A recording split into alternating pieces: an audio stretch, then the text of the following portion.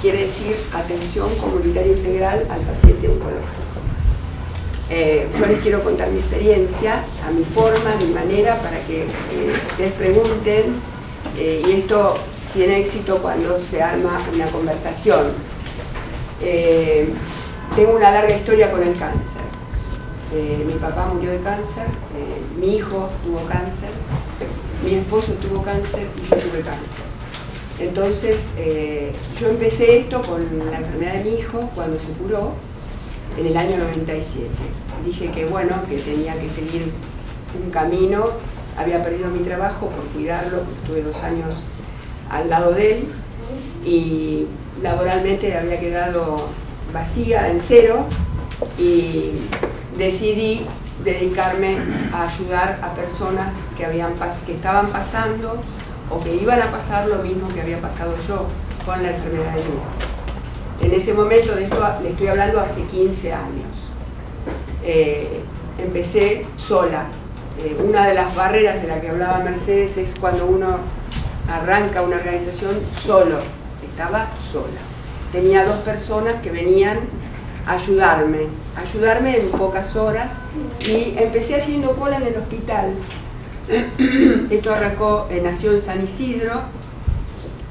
Hacía cola para llevar los medicamentos que me sobraron. Empecé así. Y una vez, esto pasaban meses, yo trataba de conseguir medicamentos y no sabía cuáles eran los medicamentos que tenía que conseguir. Es decir, era todo como tomado con pinzas. Yo solamente tenía una pulsión muy fuerte, una vocación de servicio que ya venía de antes, pero no con el cáncer, que ya había ido a las escuelas de frontera, que no tenía nada que ver con esto, pero con esto había surgido como un impulso fatal de no abandonar nunca. Es decir, yo tenía que estar en este camino, que tiene que ver con un sueño, tenía que ver con el sueño, no sabía bien de qué, era como errática la idea. Lo único que tenía de la cual estaba segura, que tenía que seguir, y que tenía que estar ahí con una presencia constante. Y bueno, uno de las claves de cómo creció la organización, yo les puedo transmitir que es la presencia constante. Es decir, en 15 años fue ir por un camino, cambiando distintas alternativas, innovando. Otro de los hitos importantes o clave fue la innovación. Es decir, ya propiamente yo tengo una personalidad de cambio. Entonces eso lo apliqué en la institución. Es decir, nunca estaba conforme con lo que estábamos haciendo. Pasaron los años, el problema eran los voluntarios que venían y se iban. Una vez en la cola del hospital viene el director y me dice: señora, ¿usted qué hace acá? Le digo: mire, doctor, yo quiero ayudar. Me dice: pero no haga la cola.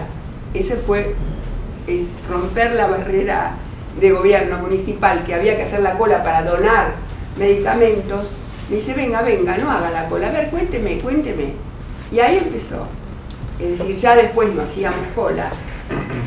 Vino gente a ayudarme, éramos 3, éramos 4 en el año 97, 98, el año 2000. No teníamos capacitación, no sabíamos cómo confortar. Lo único que sabíamos es que teníamos que aglutinar a los pacientes, agarrarlos de la mano. Los pacientes venían porque se cruzaban a una sede chiquitita que teníamos, que era como una piecita chiquita, donde estábamos los 3 personas ahí, y los pacientes se cruzaban del hospital a ese lugar. Y venían, no sé, venían a tomar un café con nosotros. Y ahí empezamos, estábamos aglutinando pacientes, pero no sabíamos cómo confortarlos, porque la profesión que de las 3 personas que estábamos, nada que ver con medicina. Yo aprendí medicina en todos estos años, aprendí mucho, después se me vino un poco en contra, pero bueno, aprendí mucho. Y entonces todo empezó así. Dentro de los pacientes había una paciente que la cuidamos un año. Surge la idea de cómo hablar, cómo comunicar, cómo contener, no siendo profesionales. No teníamos psicólogos. En este momento tenemos 3 psicólogos, pero en ese momento éramos nosotros con nuestro entusiasmo, con nuestra pulsión de ayudar. Y eso a veces va para adelante, pero hay que limarlo, hay que guiarlo, hay que profesionalizarlo con el tiempo, con el correr de los años. Porque había cada vez mayor demanda, cada vez venían más pacientes, cada vez dábamos más medicamentos, comprábamos, no teníamos dinero, no era cuestión de dinero, era cuestión de estar todo el día atendiendo llamadas. Que el problema siempre, desde hace 15 años que lo conozco, el problema de no tener acceso a los medicamentos, dificultades con los medicamentos. De esto surge una paciente que nos regala un terreno, se pelea con toda la familia, hay un terreno perdido en Pilar, pero no les digo Pilar, les digo Villa Rosa, no sé si conoce alguno Villa Rosa. Allá, hace 15 años atrás, era campo, eran 2000 metros de campo. Y nosotros decíamos, ¿para qué? Nos sentábamos 4 personas diciendo, ¿para qué? ¿Qué vamos a ir a hacer allá? Todos querían vender. No, una vez que te lo donan, lo vendemos. Entonces yo decidí, no, vamos a presentarnos a un concurso. Sale un concurso en la Embajada de Canadá para huertas. Me miraron como que yo estaba fuera alienada. Huertas, cáncer, huertas. Hagamos una huerta para los pacientes de Pilar. Siempre con cierta locura, porque el creador tiene que tener cierto impulso, cierta particularidad que lo lleva adelante y no mira, no mide. Es decir, después ahora sí, con el correr de los años, otros miden por mí, pero en ese momento era el entusiasmo era tan grande que no se mide, ni tampoco se mide las consecuencias, ni se mide el éxito, ni decir si lo vas a lograr. Es el momento, es expandirse, es ayudar a más gente. Por eso digo que es como un sueño, que a veces ese sueño nunca se debe abandonar, aunque tengamos éxito, aunque logremos lo que queríamos, hayamos logrado lo que queríamos. Bueno, surge ahí que vamos a Pilar. Nos presentamos al concurso. La presidenta de Convivir, que es Karina, ¿no? Karina viene acá a disertar, pero la presidenta es Mercedes Aranguren, la llamo por teléfono, éramos amigas, le digo, ¿me ayudás? Me dice, sí, te ayudo a hacer el proyecto de Canadá para huertas familiares. Y lo enfoco desde el lado de los pacientes. Ayudar a pacientes a que trabajen en las huertas. Era como loco, era loco. Éramos 4 personas trabajando en San Isidro, Villa Rosa allá, uno solo, no teníamos, era como alienante pensar que íbamos a tener huertas familiares. Yo me imaginaba 50 pacientes trabajando en la huerta, mejorando su calidad de vida. Bueno, algo así. Ganamos el concurso. Entonces, los concursos son clave para contactarse, hacer contactos. Las instituciones deberían hacer un concurso, presentarse a concursos cada 6 meses, porque aunque no ganemos, estamos en el camino del aprendizaje. Es decir, los contactos son importantes, pero también cómo se aprende al realizar un proyecto. En un proyecto se aprende muchísimo. Entonces, bueno, nuestro primer concurso que habíamos ganado, nuestro primer proyecto, era tocar el cielo con las manos, no sabíamos ni qué íbamos a hacer. Bueno, hicimos una pequeña casa, hicimos una huerta fabulosa, les digo, eran unos calabazas, zapallos, así, grandes, que el proyecto decía que teníamos que vender, que teníamos que los pacientes trabajaran. No había un paciente al rayos del sol, no conseguíamos pacientes, no había pacientes que venían a trabajar. Entonces teníamos que poner gente de los planes sociales de hace 15 años atrás que, no sé si se acuerdan, que les daban un subsidio por trabajar. Bueno, no venían. Bueno, no venían, éramos 3 personas regando ahí. Bueno, algo como loco, pero van a ver lo que pasó. Yo empiezo a ver, digamos, vamos a buscar pacientes por los barrios, por lo menos que se sienten a cebarnos mate. Las calabazas, los zapallos eran así, todo duró un proceso de 6 meses. Fue un proceso de 6 meses que fue terrible, terrible, porque teníamos que estar en San Isidro atendiendo a los pacientes allá, y cumpliendo con las pautas del proyecto. Aquí que empezamos a ir por los barrios, los aledaños de Villa Rosa, y vemos cómo mueren en los domicilios los pacientes. No había oncología en Villa Rosa, no había oncología en todo Pilar, O sea que esto era causal, yo tenía que estar con la gente ahí, por algo teníamos que estar ahí. Esto fue el año 2001. En el 2001 verificamos que no había oncología y empezamos a hablar con las autoridades de salud. Nunca nos recibieron, en el 2001. En ese momento estaba Vibor, del intendente, empiezo yo a golpear la puerta de la intendencia con mi entusiasmo, que no bajaba mi entusiasmo. Yo golpeo la puerta y el intendente nunca me recibe. Yo quería decirle al intendente que no había oncología, que los pacientes se morían. Entonces, entre huerta, calabazas y verduras vendíamos, no vendíamos nada, porque después nos daba lástima. Dábamos morfina, llevábamos morfina a los pacientes alrededor de ese predio que teníamos. Entonces, nunca bajar los brazos, nunca, sin dinero, solamente con el dinero del proyecto, que era restringido, era una donación aplicable a que se vendieran los productos y que los pacientes trabajaran. Y bueno, no se podía, durante ese proceso se vio que no se podía, que se podía a un 20%, pero que sí se podía. Evaluamos que no había oncología. Entonces, espera que no veo nada yo. Quedan 10 minutos, bueno. Bueno, entonces sigo rápido, porque si tengo que contar todo, no vamos ni en una mañana. Les cuento, el intendente Vibor nunca me atendió, jamás me atendió. Cambia el intendente, lo sacan. Entra un médico, que es ahora Zúcaro. Entro a hablar con Zúcaro, los brazos abiertos así, pongan oncología. Inauguramos el servicio de diagnóstico y tratamiento, consigo médicos gratis, el jefe del servicio de San Isidro viene gratis a trabajar al servicio aquí, que tenemos sala de quimioterapia, sala de aislamiento, consultorio, tenemos 3 personas trabajando, 2 médicos. Entonces, ese paso chiquitito que nunca se abandonó y que íbamos, a pesar del calor, del frío, que no había enfermera para quimio.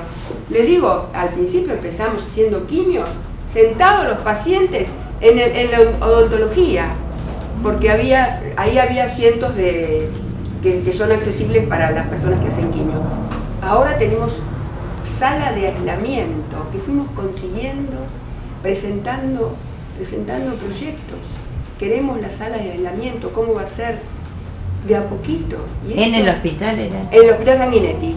Primero nos dieron un consultorio que estaba a la vuelta, en horas de la tarde. Yo iba y le golpeaba la puerta al intendente y le digo, ¿cómo, doctor? En las horas de la tarde no se puede, hay que trabajar en equipo a la mañana, con los de clínica, con las internaciones.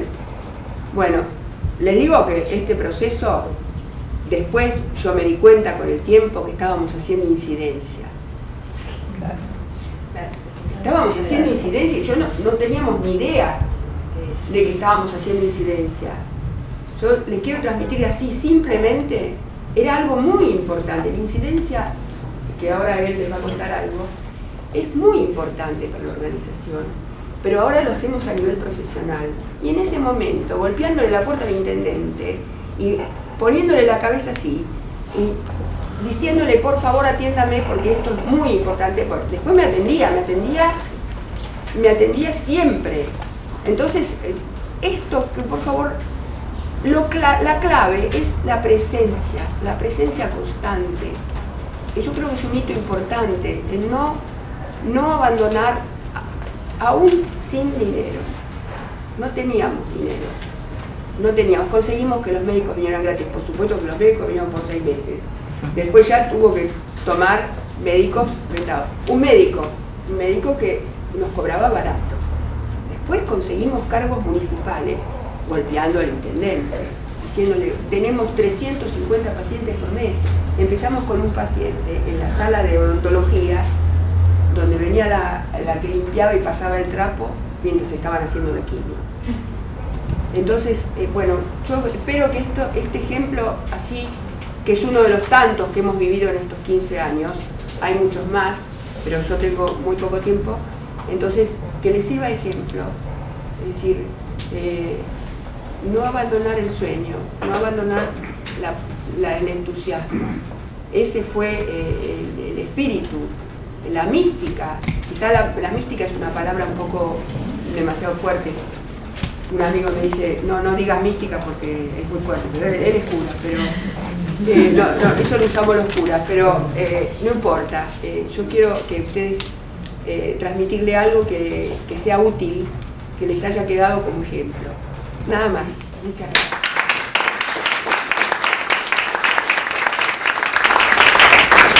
Y agregar a eso, como decía Marta, que hizo la incidencia, después empezó como una inquietud de parte de Asiapo. El camino que contó Marta fue un camino medio de derrotero, medio de prueba y error, sin saber dónde se iba. Después, capitalizando toda la experiencia del trabajo territorial que hoy se sostiene, cuando Marta dice 350 pacientes, está hablando de San Isidro y de Capital Central. 350 solo. Bueno, empezamos con uno.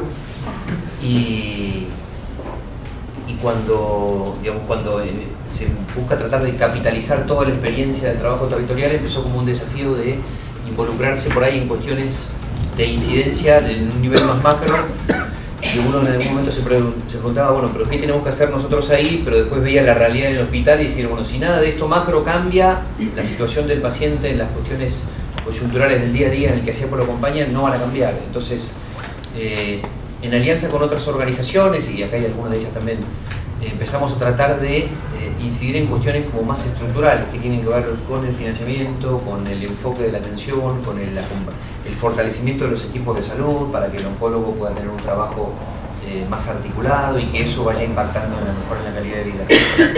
Puntualmente en eso hicimos varias cosas, por ahí compartir dos, que son por ahí las que más tienen que ver con la misión de Asiapo. Una es un espacio en las redes sociales que nosotros usamos para tratar de poner en evidencia situaciones, sobre todo cuando se corta el financiamiento, el abastecimiento del Banco de Drogas de la provincia, a veces de Nación, poner el testimonio de los pacientes de lo que están atravesando por culpa de ese problema estructural, ponerlo en evidencia. Para eso las redes sociales son fabulosas, entonces generamos ese espacio que se llama No Recibo Mi Tratamiento, que está en Facebook, y que lo reactivamos cuando estos problemas ocurren, porque desgraciadamente es una cuestión cíclica y uno o dos veces por año hay como coyunturas complicadas. Sí, el acceso. Nosotros nos focalizamos más, en nuestro camino se fortaleció en el tema de acceso y adherencia. Que el paciente no abandone el tratamiento porque progresa la enfermedad y es más costo de salud, más internaciones, largas internaciones, en la cual también nosotros intervenimos. También con la analgesia, que no todo el mundo tiene acceso también. O sea que... Y lo otro es un proyecto de ley que presentamos proponiendo una afectación específica del impuesto al cigarrillo al Banco de Drogas Oncológico de Nación y al Instituto Nacional del Cáncer. Ese es un camino que empezamos hace un tiempo, que es también medio una locura. Una locura. Es una locura, pero... Pedirle al gobierno que nos dé el impuesto para... No, que no nos dé a nosotros. A nosotros no, que pase... Es como tratar de garantizar en cierta forma, mediante una afectación específica de un impuesto, el financiamiento del Banco de Drogas que está desbordado.